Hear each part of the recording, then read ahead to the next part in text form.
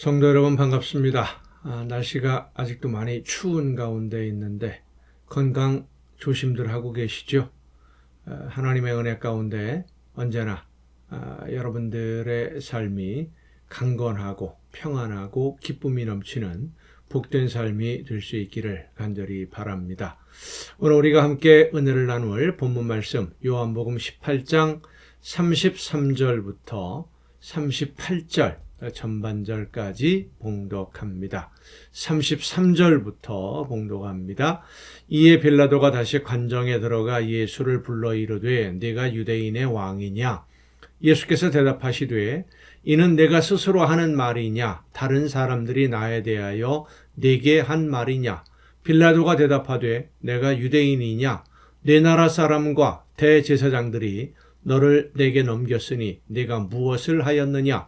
예수께서 대답하시되 내 나라는 이 세상에 속한 것이 아니니라.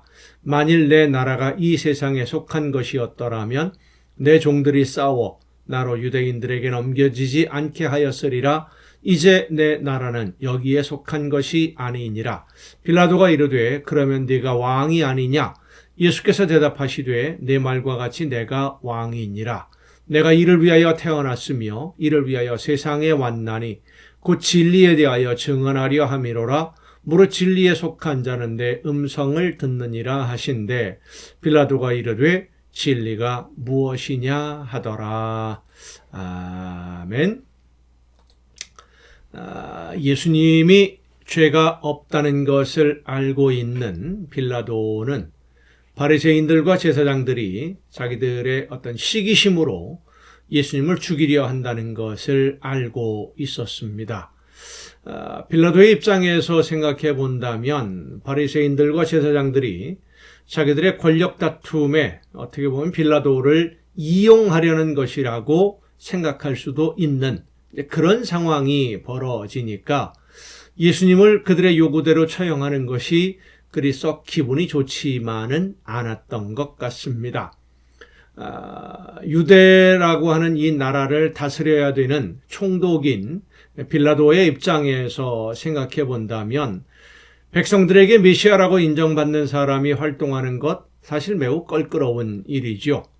유대인들이 기다리던 메시아는 유대 나라를 완전한 독립국가로 세우는 지도자라고 알려져 있었습니다. 그것은 유대인들뿐만 아니라 유대를 다스렸던 다른 나라들도 다 알고 있는 사실입니다.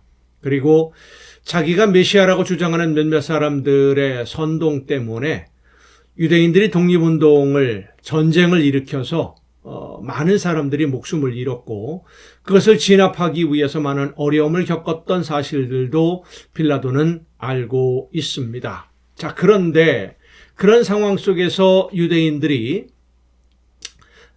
자기들이 메시아라고 생각하고 있었던 한 사람, 많은 기적을 일으키면서 백성들의 시선을 한 몸에 받고 있고 또 대부분의 유대인들이 추종하고 따르는 사람을 편하게 제거할 수 있는 그런 기회인데 빌라도가 마다할 이유가 없지요.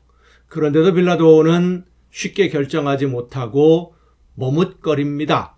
유대인들이 빌라도의 손을 빌려서 자기들의 정적을 제거하려고 한다는 사실이 기분이 좀 안 좋기도 합니다만은 유대를 다스리면서 가장 해결하기 어려운 문제인 이 반란을 일으킬 수 있는 가능성이 있는 사람을 유대인들의 저항이 없이 오히려 그들의 어떻게 보면 도움을 받아서 제거함으로써 이 총독으로서의 입지를 든든하게 세울 수 있는 아주 좋은 기회가 아니겠습니까?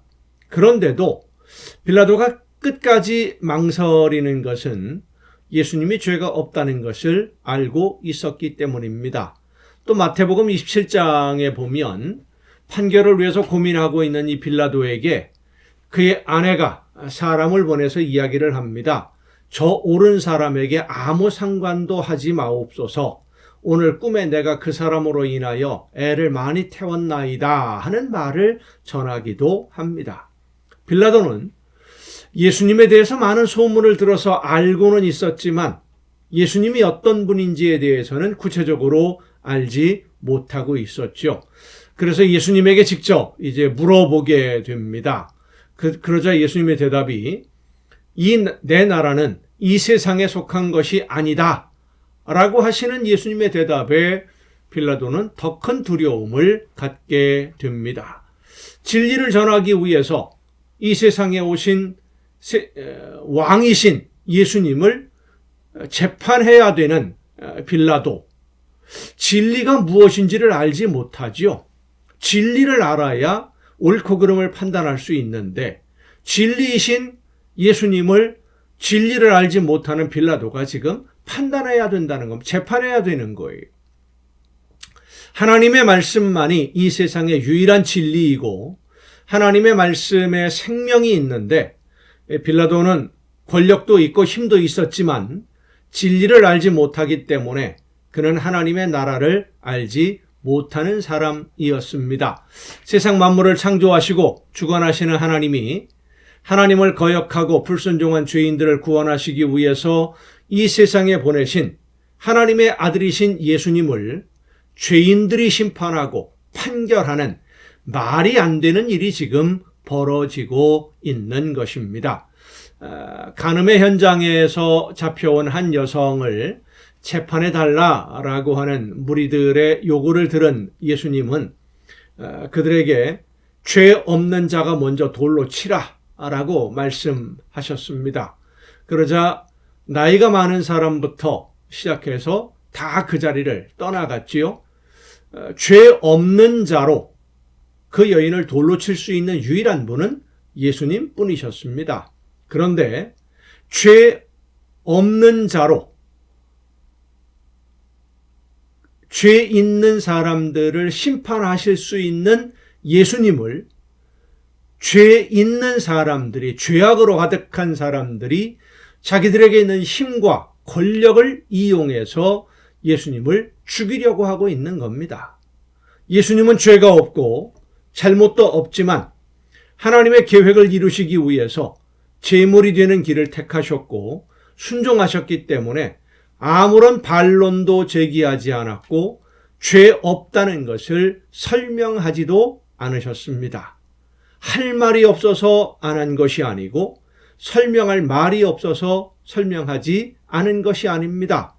하나님의 뜻과 계획을 이루기 위한 제물이 되시려고 말없이 핍박을 받으셨고 고난을 견디신 것입니다.